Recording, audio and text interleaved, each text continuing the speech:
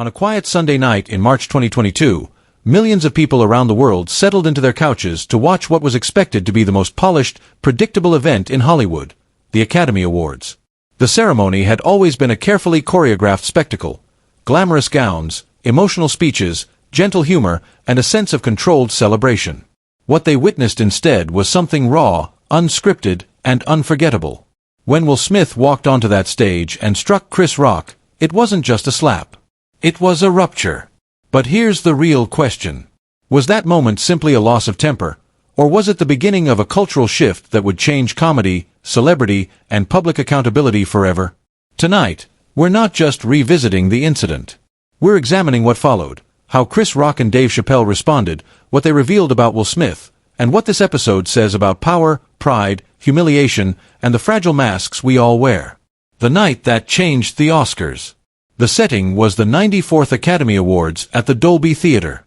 The atmosphere was electric yet orderly, shaped by decades of tradition.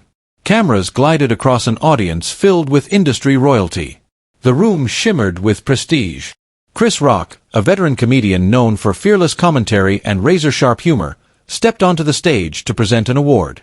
For decades, Rock had built his reputation on observational comedy, often provocative, sometimes uncomfortable, but rarely restrained. He made a brief joke referencing Jada Pinkett Smith's shaved head and the film G.I. Jane. The joke drew mild laughter. It was not the harshest remark of the night. It was not the most offensive joke Rock had ever delivered. In fact, by his standards, it was relatively tame. Cameras showed Will Smith smiling at first. Then something shifted. Was it a delayed emotional reaction? A private exchange between husband and wife? A sudden realization of public humiliation? No one knows the exact moment the decision formed. Smith rose from his seat. He walked with steady confidence onto the stage. In one swift motion, he struck Rock across the face, live, uncensored, in front of the world. The sound echoed through the theater. Rock staggered slightly but remained standing. For a split second, the world seemed to freeze. Was this a rehearsed skit? A publicity stunt? A shocking piece of performance art? Moments later, Smith returned to his seat and shouted, repeating a warning for Rock to keep his wife's name out of his mouth. The tension was undeniable. The laughter vanished. Confusion filled the room. Viewers at home asked the same question. Is this real? It was. Less than an hour later, Smith won Best Actor for King Richard and received a standing ovation. He delivered an emotional speech about love, protection, and being a defender of family. What message did that send? If a global superstar can commit an act of violence on live television and still be celebrated minutes later, what does that say about celebrity privilege? About power? About consequences? And perhaps most importantly, about the public's willingness to separate talent from behavior? The backstory: old tensions and public humiliation. This moment did not emerge in isolation. Beneath it lay years of tension, public scrutiny, and personal complexity. Back in 2016, when Chris Rock hosted the Oscars during the Oscars So White controversy, Jada Pinkett Smith had called for a boycott after Will Smith was not nominated for Concussion. Rock addressed the situation in his monologue, joking about the boycott with biting humor.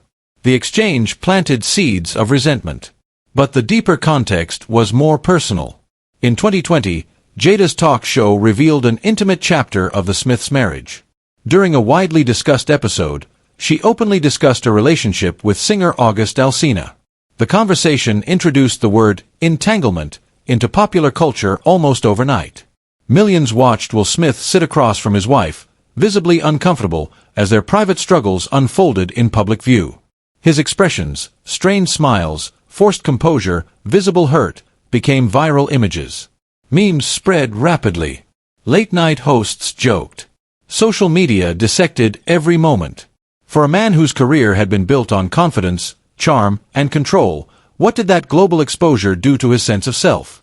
So ask yourself, how much humiliation can a person endure before something breaks? When personal pain becomes public entertainment, where does dignity go? And when pressure finally erupts, who becomes the target? The Oscars incident may have been one moment, but it was also the release of years of emotional tension, public scrutiny, and unresolved pride. Chris Rock's silence, and his strategy. In the immediate aftermath, many expected Chris Rock to retaliate verbally. After all, his career was built on confrontation and commentary. But he did something unexpected. He remained silent. For nearly a year, Rock offered no detailed interviews, no press tour focused on the incident, no lawsuit. His restraint surprised critics and fans alike. Was it dignity, strategy, shock, or patience? Instead of reacting immediately, he waited. Then, on March 4, 2023, Netflix streamed its first live comedy special, Selective Outrage. The timing alone suggested intention. Millions tuned in, aware that Rock might finally address the incident. For most of the performance, he avoided the subject entirely. The anticipation grew. The silence itself became part of the performance. Then, in the final 10 minutes, he dismantled the moment. Rock framed the incident as an example of selective outrage, arguing that society chooses when to express moral anger depending on who holds power and who does not. He suggested that public reactions are often inconsistent, shaped by status rather than principle. Then he turned directly to Will Smith. Rock pointed out their physical differences. Smith had portrayed Muhammad Ali on screen, a symbol of strength and dominance, while Rock described himself as smaller, less physically imposing, often cast in comic roles. The implication was clear: this had not been a balanced confrontation. But Rock's deeper argument focused on emotional displacement. He suggested Smith's anger was not truly about a joke. It was about years of public embarrassment, emotional frustration, and unresolved pain. The slap, he argued, was misdirected rage. And who was a safe target? A comedian. A performer. Someone bound by professional expectations not to retaliate physically. Was this interpretation accurate? Or was it another form of narrative control? Rock delivered one particularly sharp line referencing Smith's hit song Summertime, saying the slap still had "summertime" ringing in his ears. The joke blended humor with accusation, turning Smith's cultural legacy into part of the critique. Was that cruel? Perhaps. Was it calculated? Undoubtedly. Yet Rock also introduced a deeper perspective. He explained that he was raised not to fight in front of white audiences, not out of fear, but out of generational awareness and discipline. To him, restraint represented strength. In that moment, he reframed the narrative. He was not powerless. He was controlled. He was not defeated. He was deliberate. Dave Chappelle and the comedy community. Rock was not alone in responding to the cultural shock. Comedian Dave Chappelle also addressed the incident during his own performances, describing the slap as revealing deeper fractures within celebrity culture. Chappelle suggested the moment showed what happens when public image and private reality collide. He argued that fame creates pressure so intense that even the most polished personalities can fracture. His commentary raised another question. What does fame do to identity? When a person's image becomes their livelihood, does protecting that image become a survival instinct? And if so, how fragile does that identity become when challenged publicly? Within the comedy world, the incident sparked broader conversations about boundaries. What is the role of a comedian? Where does humor end and harm begin? Should jokes be restricted to avoid offense, or does restriction threaten the essence of comedy itself? The slap became more than an isolated conflict. It became a symbol of an ongoing debate about expression, respect, and accountability. The fallout for Will Smith. For Will Smith, the consequences were immediate and profound. He resigned from the Academy and received a 10-year ban from attending the Oscars. Major projects were delayed or re-evaluated. His carefully cultivated public image, built over decades as Hollywood's most charismatic and likable star, suddenly appeared vulnerable. He later released a public apology video, addressing Chris Rock directly and expressing remorse. The apology was emotional, reflective, and measured. Rock publicly dismissed it. Here lies an uncomfortable truth. You don't get to decide when the person you hurt is finished speaking. Smith reportedly felt embarrassed and wounded by Rock's continued commentary. He wanted to move forward, to close the chapter. But closure is rarely unilateral. Can public forgiveness be demanded? Can personal redemption exist without the consent of those affected?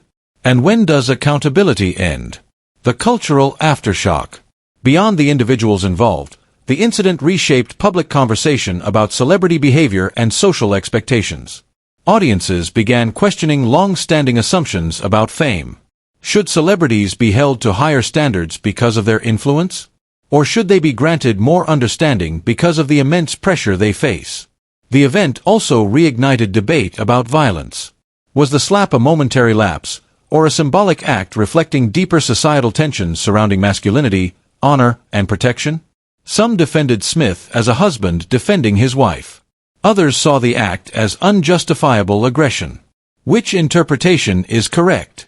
Or does the truth lie somewhere in the uncomfortable space between them? The fragile masks we wear. Perhaps the most enduring legacy of that night lies in what it revealed about human nature. Celebrities, despite their wealth and influence, are not immune to insecurity. Public figures construct identities, carefully curated personas that conceal vulnerability. But what happens when those personas crack under pressure? The Oscars incident forced the world to confront the illusion of perfection. Will Smith, long seen as the embodiment of confidence and charm, revealed visible anger and pain. Chris Rock, known for fearless humor, revealed patience and strategic restraint. Who, then, was stronger? The one who struck, or the one who waited? And what does strength truly mean in a culture obsessed with image? The night of the slap will likely remain one of the most discussed moments in entertainment history. What began as a routine ceremony, another polished evening of celebration, glamour, and carefully rehearsed laughter, suddenly transformed into something far more profound. In a matter of seconds, a moment of unscripted emotion fractured the illusion of control that defines public life. The world witnessed not simply an interruption, but a rupture, one that ignited a global conversation about dignity, pride, power, and accountability. For years, audiences had accepted the Academy Awards as a space governed by tradition and decorum. Even when controversy arose, it typically remained confined to speeches or symbolic gestures. Yet this moment challenged assumptions about comedy's limits. It questioned the privileges of celebrity. It exposed the emotional cost of living under relentless public scrutiny. But perhaps its most powerful impact lies in its unanswered questions. Can public figures truly separate their personal pain from public performance? Does fame amplify human weakness, or merely reveal it? And in a world that watches everything, judges everything, and remembers everything, is redemption ever complete? The slap was a single moment. Its consequences continue to echo. And perhaps the most unsettling realization is this: behind every polished image, every confident smile, every carefully managed identity, there exists a fragile human being, capable of both grace and rupture. What we witnessed that night was not merely an incident. It was a reflection. Then it happened again. Just 5 weeks after the slap, another moment shook the world of comedy. During a live performance at a major comedy festival, a performer was rushed on stage by an attacker. The scene unfolded with frightening speed, a sudden movement from the audience, a struggle under the spotlight, security rushing in, confusion spreading through the crowd. The comedian was shaken but unharmed. Yet the emotional shock lingered far beyond the physical event. Was it coincidence? Many within the comedy world did not think so. Comedy club owners, promoters, and performers began describing what they called an invisible fence that had once protected entertainers. For decades, audiences might heckle, protest, or even storm out, but they did not cross the stage. The stage itself had functioned as a boundary, a symbolic line separating performance from confrontation. That boundary, they argued, had been weakened. If a beloved public figure could physically confront a comedian during a live broadcast and face limited consequences, what message did that send to others already prone to instability or impulsive action? Had a cultural signal been transmitted, one suggesting that offense could justify aggression? The incident forced performers to reconsider their sense of safety. Some comedians reported heightened anxiety before shows. Others altered their material, softening controversial jokes or avoiding sensitive topics altogether. What happens to comedy when fear shapes expression? Can humor remain honest if performers constantly measure risk against personal safety? Even as jokes continued to be told, an undercurrent of tension lingered. Laughter, once spontaneous, now carried traces of uncertainty. The cultural shockwave. The aftermath of both events extended far beyond individual performers. They revealed a society wrestling with conflicting values: freedom of expression versus emotional sensitivity, artistic license versus personal respect, accountability versus retaliation. In the modern era, where social media amplifies every reaction, emotional responses often spread faster than reflection. Outrage becomes immediate. Judgment becomes public. Context becomes secondary to perception. But where should the line be drawn? Words can wound deeply. Humor can offend. Satire can provoke anger. Yet does emotional harm justify physical response? And if so, who determines the threshold? Some voices argued that comedians must bear responsibility for the impact of their words. Others insisted that the right to offend remains essential to creative expression. The debate revealed an uncomfortable truth: society itself remains divided on the boundaries of acceptable response. The incident became a mirror reflecting broader cultural tensions. It exposed the fragile balance between protecting individual dignity and preserving open discourse.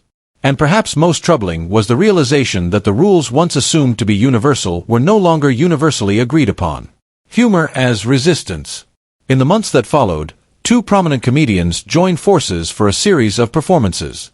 Their collaboration was not merely entertainment, it was a statement. Through humor, they confronted the very tensions that had shaken their profession. Their shows blended laughter with reflection, defiance with introspection. The stage became a space not only for jokes but for philosophical inquiry. They examined fame, ego, humiliation, and the burden of public image. One comedian offered a particularly striking observation. For decades, a certain celebrity had cultivated an image of near perfection, charismatic, disciplined, universally admired. Then, in one unguarded moment, that carefully constructed persona fractured. The mask slipped. This idea resonated with audiences because it spoke to a universal human experience. Who among us has not struggled to maintain composure while carrying hidden pain? Who has not feared the possibility of losing control under pressure? Have we demanded too much from those in the public eye? Do we expect celebrities to embody ideals that no human can sustain?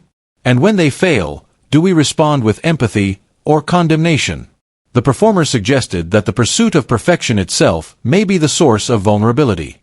The greater the pressure to appear flawless, the more devastating the moment when imperfection emerges. Interestingly, one comedian admitted he saw himself in both figures involved in the original incident, the one who endured humiliation and the one who succumbed to anger. This admission introduced nuance into a conversation often framed in absolutes.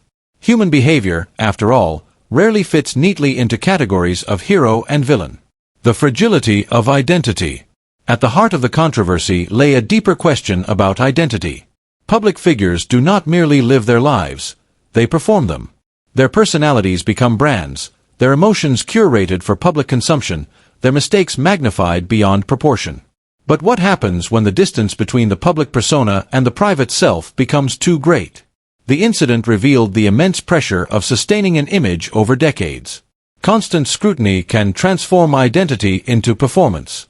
Every gesture becomes symbolic, every word analyzed, every emotion judged. Under such conditions, authenticity becomes difficult to maintain. The line between genuine feeling and constructed behavior blurs. And when suppressed emotions finally surface, they often do so with overwhelming force. Was the moment an aberration, or an inevitable release of long-contained tension? How many public figures carry similar burdens beneath their composed exteriors? The event forced audiences to confront the psychological cost of fame, not merely its privileges but its isolations. A larger cultural question. This was never simply a story about individuals. It exposed something deeper within society itself. Are words and violence morally equivalent? Does offense justify assault?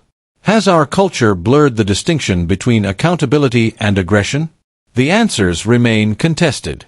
Supporters of strict accountability argue that harmful speech perpetuates injustice and must be confronted. Defenders of free expression warn that suppressing speech risks silencing dissent and creativity. Between these positions lies a complex landscape where intention, context, and impact intersect.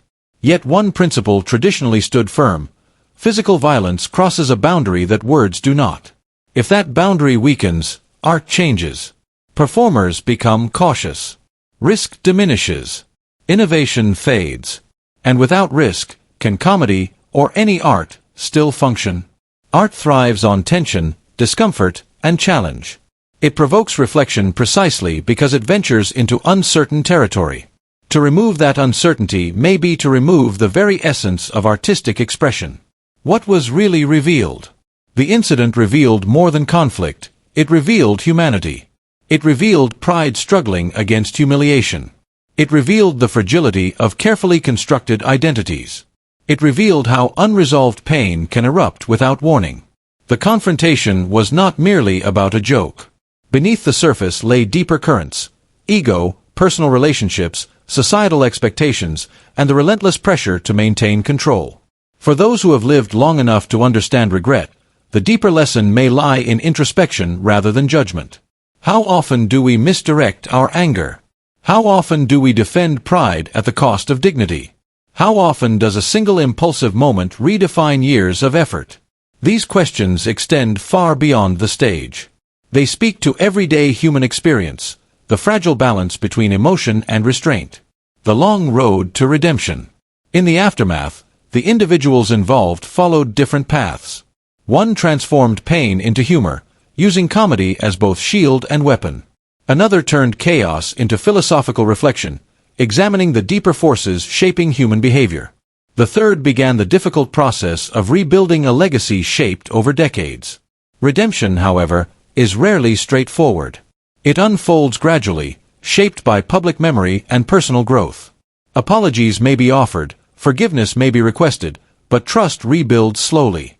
Can a single mistake overshadow a lifetime of achievement? Or can genuine accountability restore what was lost?